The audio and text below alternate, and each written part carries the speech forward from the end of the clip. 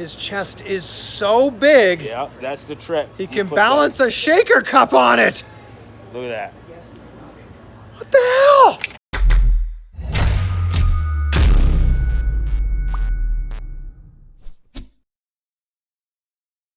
All right, here we go. And every time I see you, I forget how large you are in person.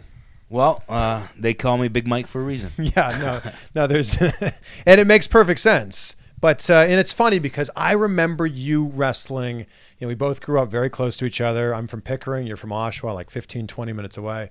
I grew up watching you wrestle in the indies, like blood, sweat, and tears. I was your ring announcer, I think a few times. Yeah, I think so. It's crazy this is all coming like full circle. Yeah, wrestling is one of those weird things where you kind of, everything just goes back around to the beginning. If you stick around in wrestling or around wrestling, you always kind of meet back up. And I think that's one of the big things, you always hear, like, be careful how you treat people on the way up because those are the same people you pass on the way down and stuff. Because you literally, in wrestling, you really, really run into people so many times throughout your career that you want to have a good rapport with everybody and make sure that you treat people with respect so that when this happens, it's not like, oh, look at that dickhead. Right? So you're like 15 years into your career.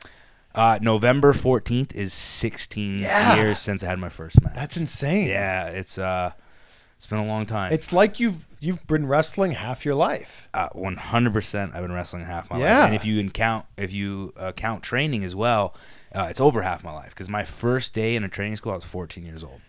Which is, I don't even know how it's legal in Ontario. Okay. So the first wrestling school I went to was really shady. Okay. I was like at a WWE event at Sky Dome, and a flyer got handed to me, and it was like 2-week summer pro wrestling camp, ages 14 and up. I'm like, well, I'm 14. I have to go to this. And you can learn how to be a wrestler in 2 weeks? Yeah. Wow. Well, it was like an introductory camp, okay. right? So I did the camp, and then after, I'm like, oh, I'd really like to train here still. And he's like, oh, $75 a month. I go, well, $75 a month? I'm a dishwasher at a local restaurant. Like, $75 a month is nothing. Like, of course I'm going to come here. The only thing was I had to take a GO train from Oshawa to Burlington twice a week to do that. Which, by the way, is very far. Yeah. Well, it's not far if you're driving now that I'm older, and it's like maybe an hour and 15 minutes if you're driving. But if you're doing it all the time? Yeah. On a GO train, too, it's you stop in Toronto at Union Station for a half hour sometimes and then have to go all the way to Burlington. That's like the last stop. It used to be. I think they've extended it. It's been so many years since I've had to use a GO train in Canada. Man. But it used to be the very last stop we'd get off at. So you're training at 14. I don't think you can wrestle in Ontario till you're 18. Then you're right. But see, this was the way around it. So even after the 2-week camp, like I technically had my first match after 2 weeks of training.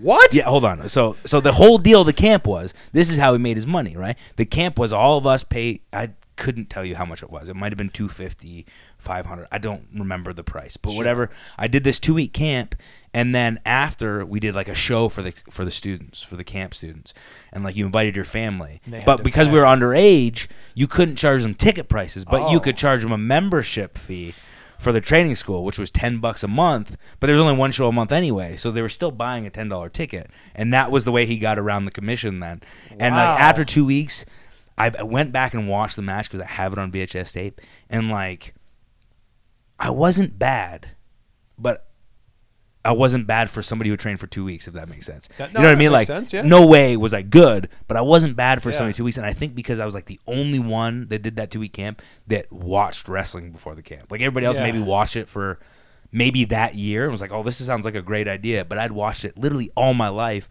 So when they were like, do you know a body slam? I'm like, of course I know a body slam. Like I've watched wrestling forever. And then there's other kids like, how do you pick somebody up for a body slam? I'm like, I've never been shown this, but I can definitely pick you up in a body slam. So like, that was how it all started. So technically, if you wanted to count that match, but I don't, I count my first real match in Michigan when I was 16 in 2003. But if you count that, I technically started my career in 2001. At 14, were you still built like a human bowling ball like this? So I was definitely thicker than everybody else at 14, but up until 13, I was like 300 pounds of fat. Okay. So up till then, I was like 300 pounds of fat, and then I went to high school. One, obviously, you're the fat kid, you're going to get picked on a little bit. But number two, I knew right then, that first year when, I think it was the summer before going into grade 9 actually. But still, it was like I need to diet, and I actually went on like the Atkins diet when I was 13 and stayed on it for like an entire year and got down to like 190 pounds. Wow. But I was working out at the same time too, so I think that like accelerated the loss of the weight. Sure. But it also gave me some muscle. So like at 14, I definitely didn't look like a normal 14-year-old because I went from 300 pounds of fat to 190 pounds of muscle. Did you have this sweet mullet back then too? No, the sweet mullet was much earlier than that. I actually started growing long hair then because I knew if you want to be a wrestler. You had to have long hair, you had to work out, and that was pretty much it. But you did have the mullet throughout, a lot of your career. I did, and the reason why was because I was a huge Dr. Dusty Williams fan, and he always looked like he had a mullet. So I was like, I'm definitely going to cut a mullet. And no, at the time, nobody had a mullet. So I was like, maybe that's something that can stand out. So I definitely did have the mullet for a while. So you found a home now in Impact Wrestling. Yep. You could have landed, anywhere. You could have stayed in Japan. What made Impact, make sense for you? Well, I felt like I had done everything that I was going to be allowed to at this point in my career in New Japan. Meaning, sometimes, and I've said this before, and people took it as derogatory, and it's not to New Japan, not to the talent. But it's one of those places where when a new toy comes, that's what they're fixated on. You know what I mean? It's like a kid who has all these toys, and then somebody brings a new toy to the play. Like, that's the new toy for a couple months. After that, he might go back to the original toys, and that one lost its meaning to him. Yeah. But New Japan was a lot like that. And for a lot of the guys that they did that with, like Moxley, for instance, and I wasn't there when he came in, but he came in and won the U.S. Championship. Obviously, he's going to attract a lot of fans because of his run in WWE. And he's very popular and he's very talented, and there's no doubt that you shouldn't put that platform. But the thing is, anybody who comes into that position often gets that treatment, right? Like El Phantasmo came in, he won the Super Juniors, he was the new toy. You know what I mean? So they do that with these guys, no matter what. And I was like, man, sometimes they forget. Like, I've been here, and I was that guy, but I'm still that guy. Like, I came into the 2015 G1 with no plans moving forward. And by the second last night of the G1, they're like, I think we want you to come back to Tag League and tag with Tanahashi. I'm like, what? And he's like, yeah, like team with Tanahashi. I go, no, I know what you said, but like Tanahashi's your superstar. Like, he's the biggest babyface, and you brought me in as a heel. They're like, yeah, Japanese people love you. Like, I think you're going to team with our biggest babyface. I'm like, okay. So, like, I was in that position. So, as a performer, you're definitely not going to say anything about that. But in the same token, I'm like, I'm actually better than the wrestler I was in 2015. And I just felt like I was treading water. You know what I mean? I got some opportunities, but not enough. Yeah. And then I was like, I think it's time to make a move. And if I ever want to go back to Japan, I think that door will be open because I am successful here. And luckily, I've connected with the fans. And I just sat back and I watched, man, I'm probably in a matter of a month, I watched a year of TV of like every wrestling company. And I was like, I love Impact Wrestling. They really focus on the sport of it.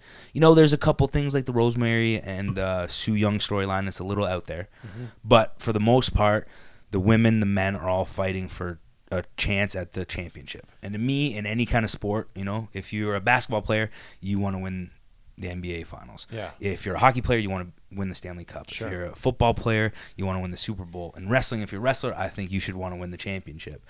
And I felt that their TV, their focus was on that. Even though there was like these sub things that people are fighting about, if you win that, they automatically go, well, I want to be champion. And to me, that talks about the sport of wrestling. And as somebody who excelled their career in Japan and was always a fan of Japanese wrestling, that sport aspect is what I crave and what I want. Like, when I wanted to be a wrestler growing up, it wasn't I didn't want to be Hulk Hogan. I didn't want to say brother. I didn't want all the showmanship. I wanted to be, at that time, Randy Savage or Ricky Steamboat or the British Bulldogs or the Rockers. And then moving forward, I wanted to be the Bret Hart or the Shawn Michaels. And then I watched Japanese wrestling. I wanted to be the Kibashis and the Masawas of the world. So, like, I always wanted that athleticism and that sport aspect. And I really thought that Impact was the best place that was putting that in the forefront. And then when you debuted, you were right into the title picture. Yeah, I lucked out. I had known Scott D'Amore for years, being from Canada. I'd known Don Callis and got to know him very well because, one, we are both Canadian. And for whatever reason, you're in a foreign country like Japan and you see another Canadian, you just kind of strike up a conversation, become friends. It's true. But he was the commentator in New Japan, and we just got a rapport, and he really enjoyed commentating my matches. And when he knew that I was looking for something else, he was like, well, we'd love to have you at Impact as me and Scott.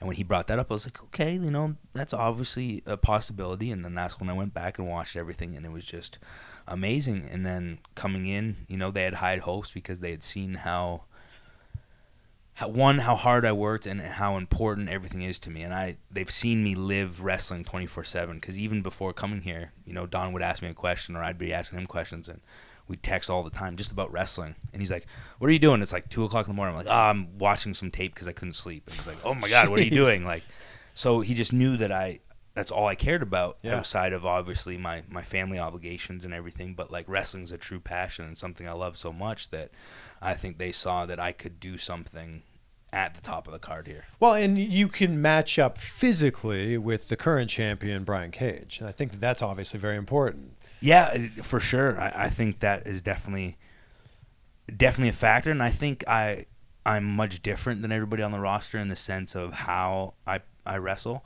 So I think that also gave them a different feel of what Brian Cage was up against. You know, I know that he did some stuff with Killer Cross prior to me coming in, and you know, Killer Cross is a very physical opponent and large, but I just feel that his style offers something much different than mine, and it was going to give Brian a much different test than what he had before I got here. Did you feel like when you were coming up in the Indies, you know, in and around the Toronto area and the northern United States, did you feel like you would hit a wall where you're like, I should be getting these breaks? I'm seeing some of my friends getting these breaks, and I'm not getting them. You know what? No. And the only reason I say that is when I came up, my friends weren't getting breaks because in Canada it was almost like a black hole. So when I was coming up, I was actually getting a lot of the breaks that they didn't, solely because I was willing to drive. Wow. Yeah, like that's all it took. Honest to God. So this is gonna, and maybe it might have happened differently. So for instance, myself and another wrestler, Ashley Six, who you had said you kind of had some training experience with. Yeah, I became great. He was known as Ash at the time. Yes. I became great friends with him through MSN Messenger. Okay, yeah. But we would hop in a car and like we would just drive everywhere. I mean, that's how my first match ended up being in Detroit. I heard him talking to the training school, and he's like, what time we're meeting this weekend? I'm like, I'm sorry, I overheard you guys saying you're going to Detroit. Like, I'd love to come if possible. They're like, yeah, hop in the car. Wow. I didn't know I could even wrestle because I was 16 in Ontario. We had the athletic commissioner showed up, and they're like, the four of you are together? Yeah, go have a four-way. I'm like, oh, shit, okay. Like, I took gear because I knew better, but I didn't think I was actually going to wrestle. But we just drove everywhere, and then I remember in 2006, he got an opportunity to go to Minnesota for a weekend, and he asked me if I wanted to go. I said, of course, right? We drove up. I ended up wrestling B.J. Whitmer and Jimmy Jacobs that weekend, and because they enjoyed wrestling me, they had put in a word at IWA Mid-South. Ian Rotten called me, brought up me and Ash. We wrestled there for a couple years. There I met Delirious. Delirious took over the booking of Ring of Honor. I contacted Delirious. He said, come do this tryout. I got a job there. Through Ring of Honor, I met New Japan and got a job in New Japan. Through New Japan, I met Don Callis, and then I came to Impact. So, like, it's weird. My career path could have had that same route without making the drives, without doing that stuff. But then I know people who started before me, during my time, or shortly after, who never had that drive to just get out there and appear at shows, whether it was going 8-hour drive one way to set up chairs and to introduce himself to somebody, to not get booked, to drive 8 hours back home. Yeah.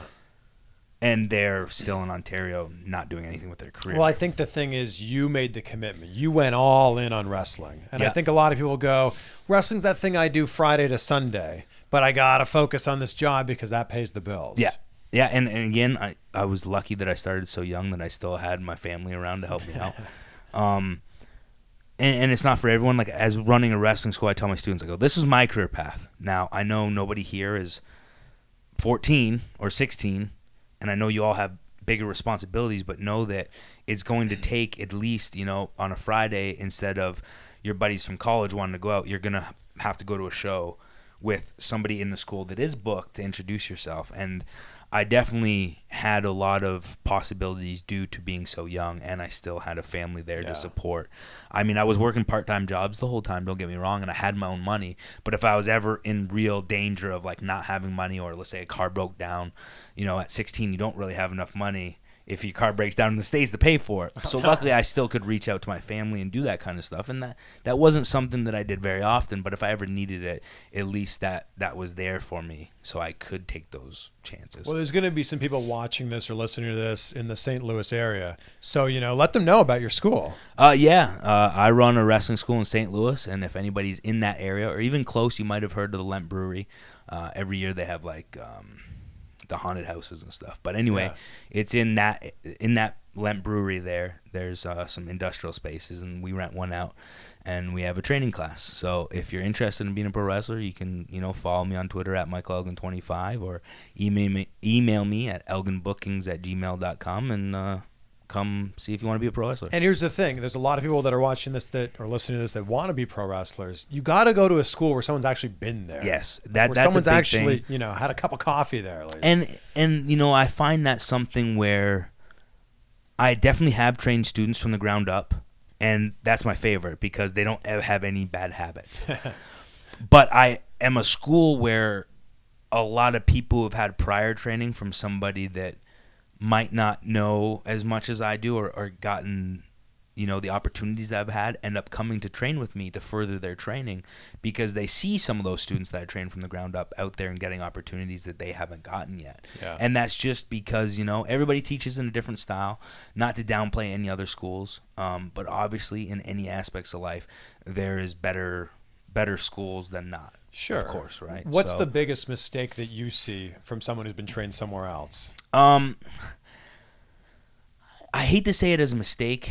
I like to look at it as like a teachable moment. Yeah, like my big thing is there's optimal ways of doing things.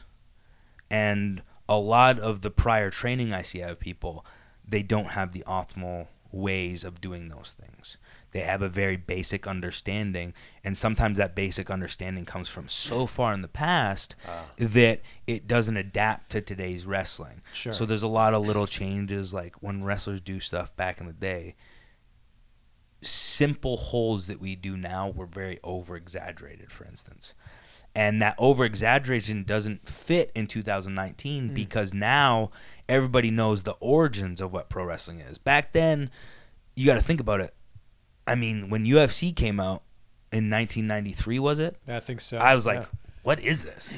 But for real, because you didn't know, and you had heard that pro wrestling came from real sport, but even then, I knew if somebody said, yeah, this hold in pro wrestling came from judo, I was like, I've heard of judo before, but I had no clue what judo was. Yeah.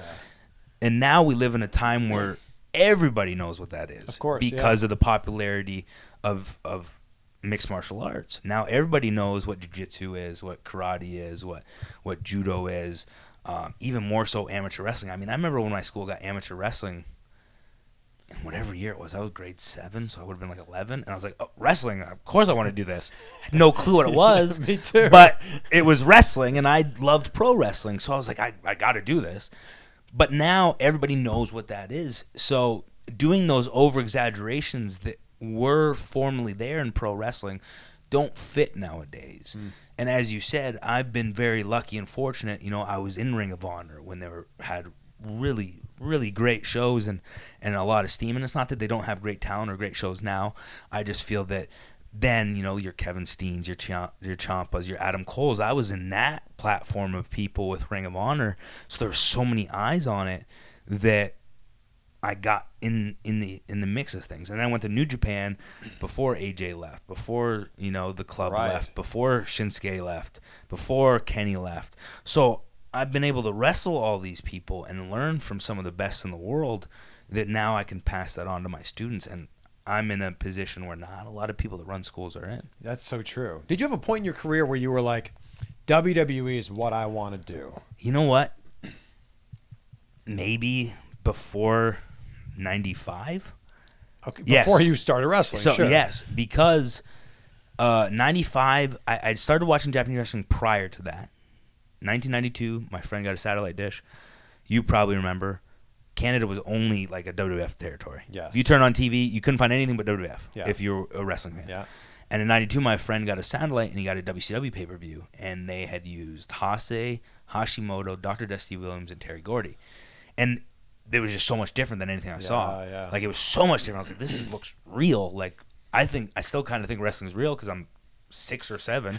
But this looks so much different than what I'm watching. There's no showmanship. It just looks like a fight. And I was obsessed with it. So in the next couple of years, we started getting catalogs of Japanese pro wrestling tapes and we start buying tapes. And then I was just infatuated with Japanese wrestling. And even then I was like, WWF would be cool, but I really want to go to Japan. Wow. And then I started wrestling training and Ring of Honor was the big thing. And that same friend that got a satellite dish, I told him that one day I would be a Ring of Honor world champion. So, like, I kind of, I really did. Like, wow. You can literally go back and ask him. And I said, like, Ring of Honor is great. I remember we sat there, we watched Daniels, Low-Key, and Danielson, the first main event of the first show, and I was blown away by it. It was unlike anything I'd ever seen. And I said, I'm going to wrestle there, and I'm going to be their champion. I didn't say that right then, the champion. The champion came a little bit later because they didn't have the championship the first show. But I said I wanted to wrestle there, and then when they brought a championship in, I remember seeing Low-Key lose it to John Xavier, and I was like, I'm going to be Ring of Honor champion one day. So, like, wow. I kind of had set it out that, like, I wanted to go to Ring of Honor. I wanted to wrestle in Japan. And it would be cool to make it to WWE one day. But, like, that wasn't what my main goal was. My main focus was, as I said, go back. To me, Ring of Honor and Japan had that similarity of they focused on the sport and the athleticism of what I love, and that's what I like. I mean, it's great to be able to talk. It's great to be able to wear flashy stuff and do storylines and stuff like that. But to me, the true art form and the true beauty of pro wrestling comes from the athleticism that's in the ring to make people think differently about pro wrestling, even though when they know what it is. If I can for 1 second make them think like, man, this pro wrestling stuff, I know maybe it's not like mixed martial arts, but when Big Mike does it, it looks like he's really hurting people. To me, that's a huge compliment. Yeah. That makes me feel like I'm doing my job, and that's just, I like watching that as a kid. Like I just said, Dr. Death and Terry Gordy, I thought they were killing people. I was like, this is a fight. That attracted me, so that same attraction is what I want people to feel when they watch me. Well, you have a crazy intensity in the ring. And you know what? I really, really say that that's solely from watching Japanese wrestling. Wow. And I say that because, one, if you watch who my favorite wrestler of all time is Kenta Kobashi. If you watch him, I often, even my class, will pull up a picture of Kenta Kobashi, just him standing there in the ring. And I said, what do you think he's feeling right now? And they always answer correctly because through his body language, you can tell what he's feeling. Wow. And there's nobody else in the pictures. It's just him. It's a solo shot of him and let's say his opponent's over in the corner or whatever. Yeah. And you only see him in the middle of the ring. And I say, what is he doing right now? Oh, he's angry. Or like, what is he doing right now? Oh, he's hurt. And I'm like, that's what pro wrestling is. It's a body language. It's a facial expression that shows people what you're feeling in that moment. Yeah. So that plus between the ages of 8 and 14, never heard of lick of Japanese in my life, and they're only speaking Japanese, so all I can tell is what they're showing me with their body language. That's true. So that intensity is something that I really was drawn to because I did not understand a word that they were saying when they were talking backstage. I didn't understand a word during commentary, so I just had to feel what they were feeling through their body language, and that's really what brought it out in me. So talk to me about the culture shock when you get to Japan. Obviously, some of the other wrestlers might speak English, but the country as a whole must be so different. Yeah, see, and I've been asked this question so many times. And of course, things are different, but the culture shock wasn't there for me for the simple reason that, like, before I ever went, I was like, I want to wrestle in Japan. I love Japan. Because I wanted to wrestle there, I would like look up things in Japan. So you spoke a little bit of Japanese? Not really spoke. I could understand a little bit. I still can't really speak very well in the Japanese. And the only reason is over there, it's hard to find somebody who's super fluent in both Japanese and English to learn from. Back home, I would be gone there so long that when I come home, I just want to be with my wife and kid that it's hard to get a tutor.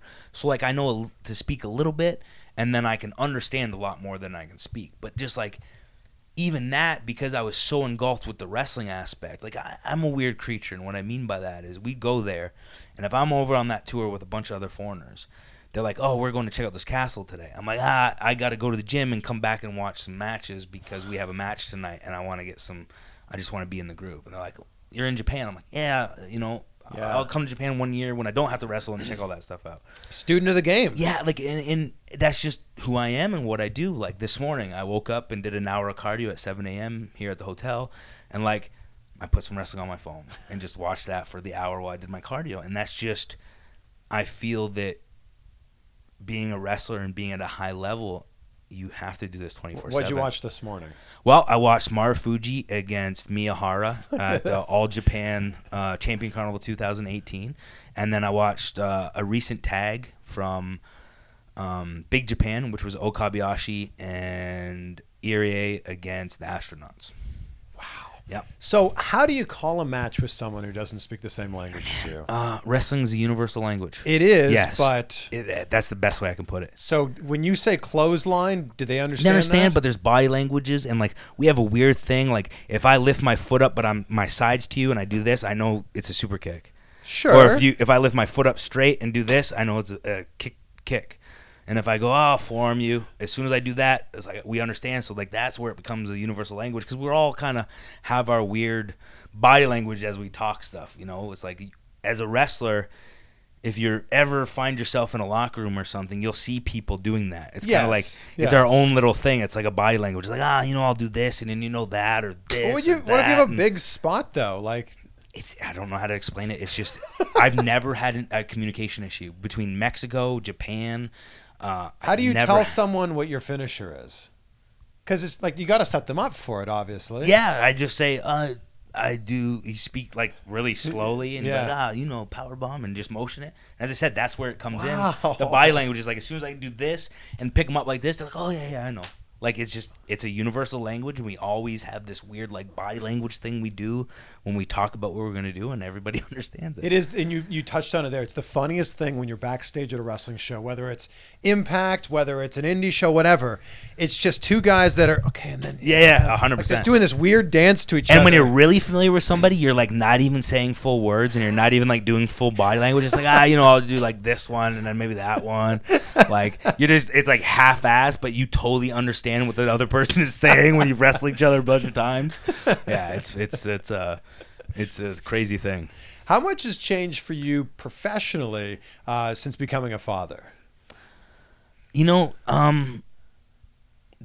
biggest thing is that I don't wrestle for myself anymore. I wrestle for my son. What I mean by that is I'm even more driven to have great matches so that maybe he is a wrestling fan and wants to appreciate that I was a wrestler, or maybe he wants to be a wrestler, and if I'm a very talented performer, then he's going to, maybe want advice from me if I'm at the top of my game. And any opportunities I get, I went to Japan recently, and it was a big match for a different company outside of New Japan, and they made like a t-shirt just for that sole match and everything like that. So, like, being a top guy here and being at the front and center of the pay-per-view t-shirt, like, I get to get that and put it away for when he's older and stuff like that. Right, so yeah. I think that's the biggest thing is, like, I really just focus on wrestling for my son, and it really stops. I was never like a big I shouldn't say that. Ever since probably 2010 when I really started making a living and trying to get into a better position at Ring of Honor. I wasn't really a drinker or anything like that, but even those rare occasions where we'd go out and have a couple of drinks, I'll go out with the boys, but I won't want to spend money on drinks and stuff. So those are the two biggest career-wise is, when you're on the road, you're kind of a little bit more like, I don't need that here, I don't need that here. Yeah. And then my performances, I think I want this to stand the test of the time so that my son can be proud of me growing up. Does your time management now have to change since you have a family? Yes and no. And as I said, I'm a very, like, goal-oriented person. So, like, my time management was always like, okay, when do I eat? When do I work out? When do I sleep? I mean, look at you. When do I get on the road? Yeah. Right? So that's always been that way. And my wife, luckily, she used to wrestle and understands that. And she also is a very avid gym goer. So it's not a struggle to be like, hey, I'm going to go to the gym for 2 hours. I'll be back. She's like, yeah, no problem. When you get back, can I go? Like, yeah. Dude, do you work out for 2 hours? At least, yeah, usually. So my days are, when I get to be home, are usually pretty similar. Okay. So it's 5:30. My alarm goes off. I get up in the car as soon as possible, get to the gym, and do an hour cardio. And this is fasted cardio. Yeah, fasted cardio. Then from the gym, I go to tanning. I tan. I get home, and I usually try to fast until 1. You tan every day? Yeah, every day at spray like tan. 7 a.m. No, I tan too. Oh, really? Yeah, this spray tan is just for pay-per-view tomorrow. Okay. But I tan every day. And again, I don't need to, but like when I grew up, wrestlers were this is the routine. jacked. Yeah. They were tanned. You know what I mean? Like that was just wrestling to me. And not to downplay anything. I know there's a lot of conversations about how wrestlers should look and stuff. And I'm not against somebody being smaller. I'm not against somebody being chubby. I'm not against somebody. If you're talented, you're talented. Right. But for me personally, the wrestling that I love is like watching 1989 British Bulldogs in Japan just come out all jacked and tan. I'm like, these guys look like freaks in the best kind of way. So like that's just my routine. And then I get home, and if it's my son only goes to school 3 days a week right now, so if he's home, we play all day. If not, I'll go to the gym before I even eat my first meal. I'll get some stuff ready. Back to the gym. Yeah, so I'll get some stuff ready around 10. I'll go back to the gym because when I'm right now with intermittent fasting, my first meal is 1 p.m. So if he's at school Mondays, Wednesdays, and Fridays, if I'm home on a Friday, definitely Mondays and Wednesdays, I'll go to the gym around 10. Finish up around 1, and then I'll have my shake, and then I'll start my eating for the day, and then the rest of the day is just hanging out with them. So that's like every day. Your eating window is 1 to 9? Yeah. So an 8-hour window? Yeah. Wow. But I eat a lot in But that 8 hours. But here's the thing. There's a lot of people that are doing intermittent fasting, and they think during that window they can eat pizza and chicken wings and burgers. Like you're eating somewhat healthy stuff. So like if I lift fasted, I'll eat a quote-unquote cheat meal after the workout. So if it's a day where I didn't train lift fasted, then it's just straight like regular food. So for instance, the fridge in the hotel here, I got ground turkey and green beans, ground turkey, green beans and rice, some chicken and some rice, and some chicken. So like that's my normal kind of food. Yeah, okay. But then, for instance, today I lifted chest fasted, and I wanted some cheeseburgers after. So, like, I grabbed some cheeseburgers because I just did an hour of cardio. Then I went and trained chest. It's okay to have those extra calories then. Right. But, as I said, that might be twice a week when I do lift weights fasted. Other than that, it's strictly healthy.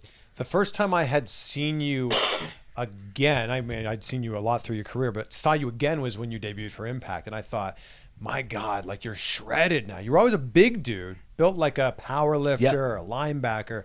But now you're like shredded. What was the change there? The big change was keto and starting to train more like a bodybuilder than a powerlifter. So is it one body part a day? Yeah, and it mixes like one body part a day.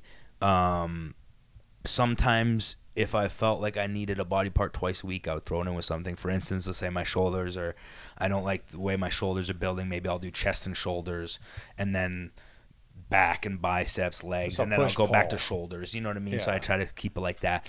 And I would only take a day off if I was sore. So I had a 6-day routine, which was, chest, back, legs, shoulders, arms, deadlifts, and then legs again. So I'd hit legs twice a week. And sometimes day 7 would be off, but if I felt rested and felt good, I would just start back to day 1 right there. So I just changed like the way I lifted and what I lifted, and went on keto, and keto was great for me for that. What made you decide you needed a change? I knew that I wanted to move my career from Japan to the United States, and in Japan, it's like the bigger you are, whether you're lean or not, is kind of cool. Yeah. And in the States is a little different, and a little different of. In Japan, you go over there and you're a really thick guy. You're different. You're a really thick foreigner. You're different. You're here, and especially even in wrestling, there's a lot of dudes who are just big dudes who wrestle or look on the street. You go to a middle of nowhere, Tennessee. There's 16 farm boys in the crowd that are big, thick white boys. You know what I mean? And it's just I needed a different look if I wanted to really focus back in the United States. And North America. How long do you think it took to kind of start to achieve the look you were going for? You know what? This is going to sound like real cocky, but like I remember it was March of 2018, and I said, you know what, I'm going to change. and I had like 3 months off of Japan, and I went back and I was shredded, and everybody's like, what happened? I go, I just did keto and trained differently. And it was like 3 months-ish that really transformed my body. But again, when I was powerlifting, I would eat so many carbs. Like, I mean, every meal would be rice or potatoes, or I'd make like wheat pancakes or something. There was always such heavy carbs, and being on that for so long, and then going to where you're really depleting the carbs. And even with the keto, like, I didn't do, I need fats, I'm going to have some slices of bacon. It was like, I need some fats, I'll have some fish, or I'll have some avocado, or some nuts, or something like that, rather so than going to, like, the old style of Atkins, which was like, I can eat a pound of bacon, and I'm not going to gain any body weight because it's just fat. So I was eating healthy fats and everything, and it really worked. With all the matches you've had in your career, are there still people that you want to work with? Yeah, tomorrow is actually a really big one for me. I've really wanted to wrestle Marufuji, and it goes back to that love of Japanese wrestling and really that love of Noah and Ring of Honor when they were working together. Marufuji, I remember everybody was kind of big on the Kenta bandwagon. And I was like, nah, man, Marufuji's the one. And I was supposed to wrestle him in 2013 for Ring of Honor, and he had gotten hurt before he was supposed to come for that show.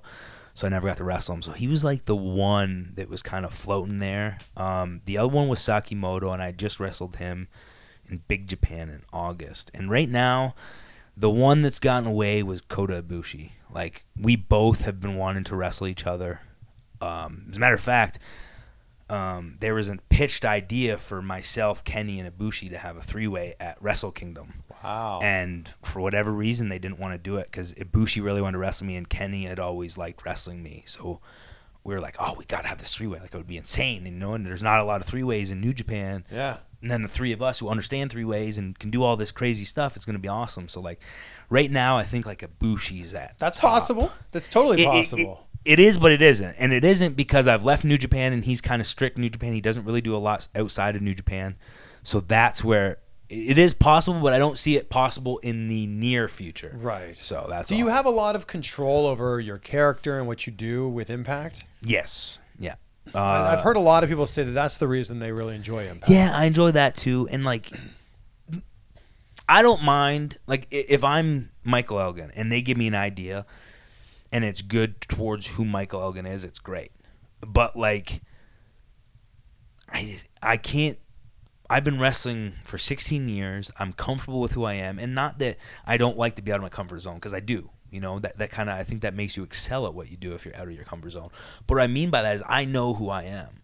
And if I know who I am, I can show other people who I am. Right. But if you give me something that I don't really think I am, and I try to be that, it doesn't come out as like, oh, he's that. It's like, he's Michael Elgin playing that. And that's not relatable to anybody. Yeah. So I think it's great here because they know who Michael Elgin is. They know the Michael Elgin that I've become over years of experience, years of trial and error. And anything that they do have to say to me is to help me be a better Michael Elgin, not be who they want me to be. Right. Where did Unbreakable come from? Honestly, I was the Canadian Crazy Horse, and I went to Ring of Honor. And Jim Cornette didn't like the nickname. And he's like, he had a list of nicknames, and they were all shitty. And I was like, these suck. Like, let me think of something. And I just started, like, thinking what would be cool. And I was, like, flipping through the channels as I was thinking of names. And the movie Unbreakable was on. I was like, Unbreakable. Wait, no, that would be a pretty sweet, like, nickname for pro wrestling. Like, let's do that. So that was it. Yeah. Wow. Like, and I was forced to think of something quick because, like, well, you can't be Canadian Cruisers. We need to give you something else. And here's a list of nicknames. I was like, this is like, it's like. Tell us like, one of the nicknames. I can't even remember, but it was like, you ever hear like Stone Cold, like talking about that, like the same thing. And then his wife said Stone Cold, and he was like, oh, that's much better than the bullshit that they're giving me. It was like the exact same situation.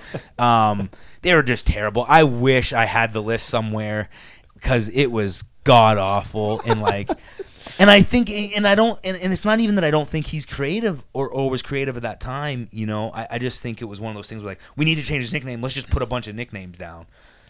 Like, I think that's just what happens in wrestling. I think if people actually sat and thought about those type of nicknames that they give people to pick from, they'd be like, oh, these suck. Like, even they would think they suck. But it's time like a time crunch thing. Like, it's Monday and TV's Friday. Like, we need him a new nickname by Friday. Let's just write down whatever we see and pitch it to him, and hopefully he likes one of them.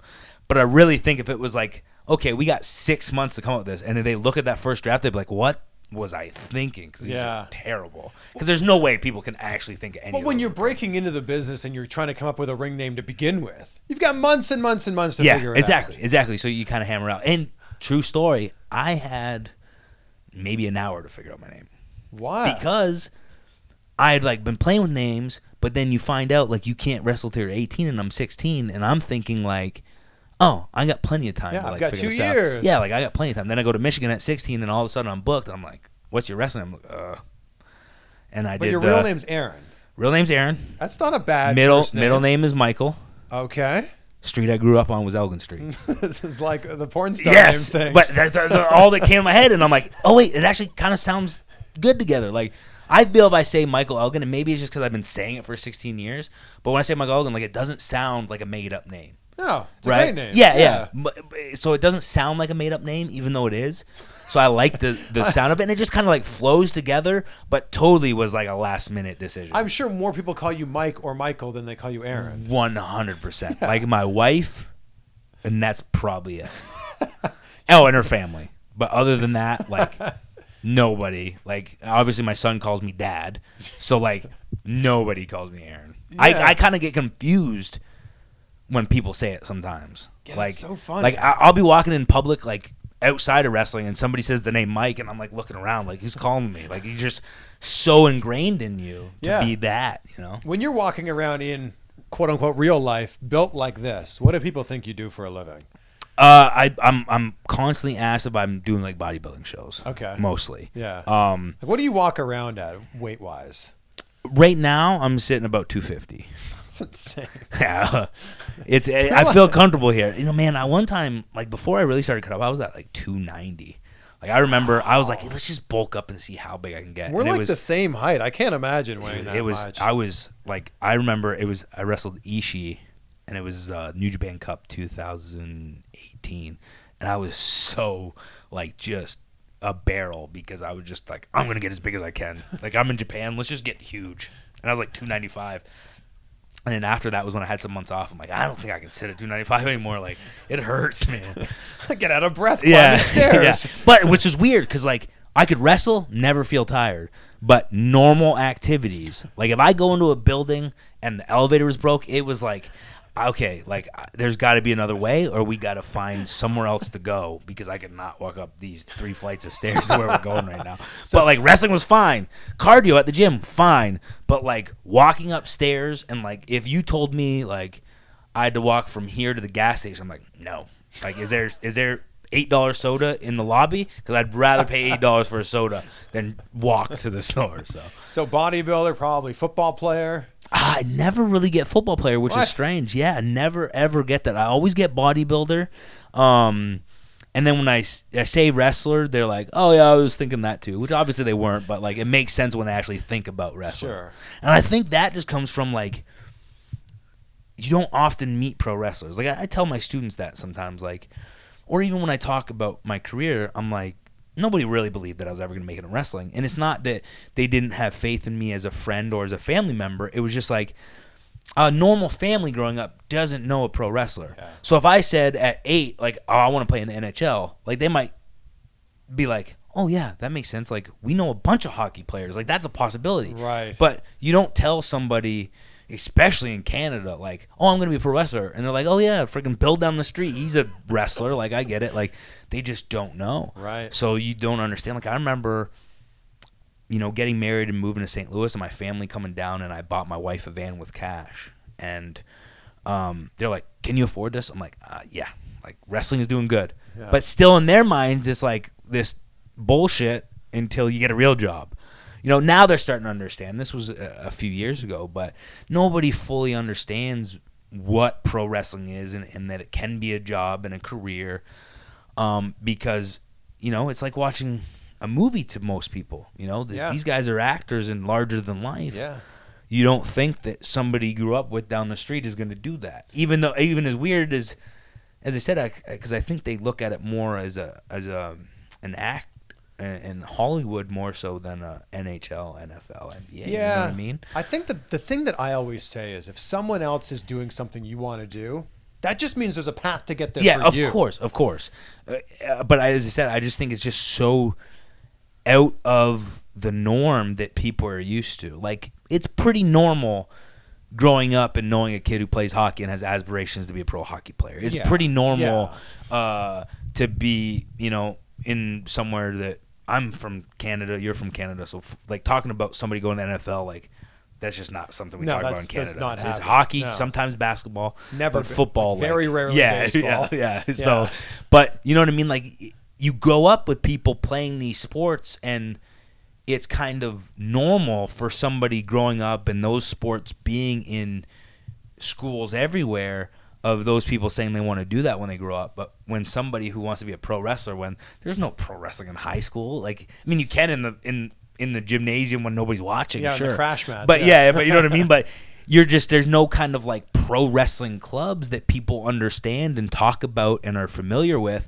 that when you're 10, 11, 12 and telling people you're going to be a pro wrestler like The Rock or whatever, they're like, oh, sure you are. It's changing now. Yes, but I totally do. But at that time, it was unheard of. Like, nobody thought that you could turn wrestling into something. Like, there's people that I used to work with, like in restaurants when I was like 14, and I'll go back to visit my family and listen, like, oh, I just saw you on TV. Like, that's crazy that you turned that into like something. I was like, I've been talking about it my whole life. It's also but you just never believe it. There's a real big difference between, like, you're playing hockey growing up and hockey in the NHL. It's still hockey. Yes. There's a massive difference between going to the Legion Hall down the street or the church down the street to watch pro wrestling and then watching the WWE.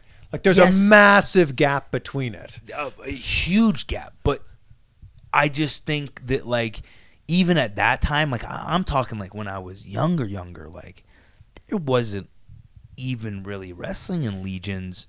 And if there was, unless you knew somebody who was wrestling, you didn't hear about it. Like, my first indie show, I lucked out that I was like driving home with my mom, and I was 11 years old, and I saw a poster on a thing, and I was like, wait, stop.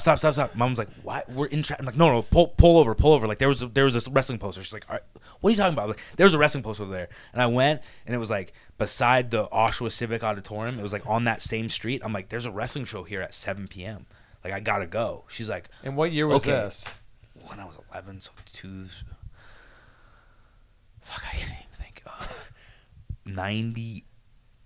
Wow. I didn't know that indie wrestling existed. Right? Yeah. That's what I mean. Till 2000. See, you didn't know. With AWF. But that's what I mean. Like, you just didn't know. Yeah. And it was like something out of Buffalo, and the main event was like tugboat against somebody. But you didn't know, and I just lucked out of seeing that poster. So that's what I mean. Like, at that time that I was growing up, it's also even pre-internet. The Legion Halls, the internet So like the Legion Hall wrestling that is spoken about, you really didn't even know about. Yeah. You know, like that. I just lucked out seeing that, and then getting in wrestling, like firsthand, seeing people put up posters and stuff. But like, it was a real, like, even wrestling fans watching TV, they wouldn't know that there was a local wrestling fan. But I was just the one that saw that poster and was like, this is insane. I got to go see this. So, well, since you're from Canada and I'm from Canada, as we wrap this up, who do you think's the best wrestler to come out of Canada?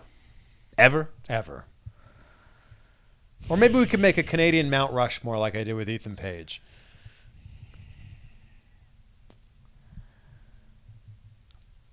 Okay. Put a lot of thought into this. Yeah, because... So if we have a Mount Rushmore, you can have 4. Yes. I'm trying to think of who's made... Like, obviously, there's your Owen Harts, your Bret Harts, stuff like that. So, Bret Hart for sure. Okay. There we go. 1. Now, I would say... Whipper Billy Watson. That was like the first real Canadian wrestler that I remember reading about before I before I really learned about the past, that was like the first name I heard because he was unrecognized NWA champion and stuff like that. And he was from Canada. Okay. So he would definitely be on there. I would have to say Owen Hart too. Like Okay. Owen Hart was fantastic. And that last spot is like up in the air because You can go in so many different directions. yeah, with it. it's like I might have to say Jericho. And the reason why I say that is just because like he's still going at a high rate in a new company that's making waves, and like just the longevity of what he's produced adds in so much. But then there's like a guy like Edge who's great too that you got to put on. But then like, you can make a case for Dynamite Kid. Yeah, of course. But is he considered Canadian? Isn't he? No, I mean I think he's considered English, but he had ties to Canada. But then, like, for just in-ring wrestling, and if anybody's watching and takes this offensive, I'm sorry, because I know what happened to end his life and his family's life. It has tainted thinking back on him. But Chris Benoit was a great in-ring performer, Sure, but yeah. you really can't put him on that because of what happened after. So, like, there's a lot of debate with a lot of people. So that number 4 spot is, like, really difficult Well, to fill. the point of all this is look how much great wrestling's come out of Canada. There's tremendous Yeah. wrestling coming out of Canada. And to including me, Big Mike. I like to think so. But see, this is another thing that I remember Tiger Torrey saying to me. He goes, man, you Canadians different, man. I go, what are you talking about, Tiger? He's like, you guys all wrestle like Japanese boys. I go, why? What? He goes, yeah, that Canadian style, nice stiff, man. You guys good. So, like, I think it just goes back to, like, we're taught differently in Canada. I don't know if somehow everybody is descended of the dungeon somehow. Because, like, they're known for that style. Yeah. And, like, the people who succeed from Canada have that Smash Mouth style. Like, I mean, like, even Ethan Page, you know, you just brought him up. Even though he is very much a character, like, his wrestling is real crisp and, like, he looks like he's real, you know, he's believable. And then you got guys like Josh Alexander, who is, you know, cut from the same cloth as me. And if you really think about, like, the top Canadian guys, we all have that one factor that looks like we're really trying to hurt people. And I don't know why that is. And it's not that we are hurting people, it's just that, like, that's just, like, something that comes out of Canada. Your Kyle O'Reilly's was very similar to that. You know what I mean? Like, all of our stuff just looks different. I don't know why that comes. I don't know if it's just because we're from Canada and we look like that, that's what we get out. Because I'm sure not everybody in Canada is like that. But the people who end up really making a go at this from Canada have a very similar style stuff. Well, I appreciate the time today. No problem. And I'm Thank so you. pumped for your Impact run's really just getting started. Yeah. And it's I've had a blast here, and hopefully, you know, there's more to come. So I appreciate you. No problem. Thank you. Thank you. All right, guys, thanks for checking out the chat with Michael Elgin in the Uber right now, heading to Bound for Glory. And my Uber driver looks really familiar. I just can't put my finger on it. I'm actually charging you triple the fare. Oh my God. Yeah, sorry. Triple Uber Black, because that's the only way that I travel. Yeah. So I'm sorry. It's triple the fare. Thank you for doing the interview. No problem. Thank you for the ride here. This is great. Oh, no problem. Where can people find you?